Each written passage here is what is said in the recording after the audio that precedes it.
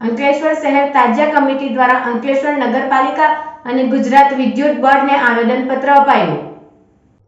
આવનાર દિવસોમાં મહોરમના જુલુસ નીકળવાના હોય અને ત્યાં તાજિયાના પંડાલ પડવાના હોય તે સંદર્ભે 8 જુલાઈના રોજ બપોરે 12 કલાકે અંકલેશ્વર શહેર તાલુકા તાજિયા કમિટી દ્વારા અંકલેશ્વર નગરપાલિકાના ચીફ ઓફિસર કોલરિયા સાહેબને આવનાર તહેવાર મહોરમના જુલુસ અંગે સફાઈ, સ્ટ્રીટ લાઇટ, રસ્તાઓની કાર્પેન્ટિંગ તથા સંવેદનશીલ વિસ્તારોમાં હેલોજ લાઇટ લગાવવા તથા અને દક્ષિણ ગુજરાત વીજ કંપનીના કાર્યપાલક ઇજનેર ચૌધરી સાહેબને તાજિયા રૂટ પર આવતા જીબીના વાયરો ઊંચા કરવા, ડીપી સપ્લાય પર માણસો મૂકવા વિવિધ કામોને લક્ષીને આવેદનપત્ર પાઠવાયું। જે પ્રસંગે તાજિયા કમિટી પ્રમુખ બક્કો પટેલ, સેક્રેટરી વસીમ ફળવાલા, ઉપપ્રમુખ નૂરુ કુરેશી, જોઈન્ટ સેક્રેટરી નજમુદ્દીન શેખ, સમીર પઠાણ હાજર રહ્યા હતા।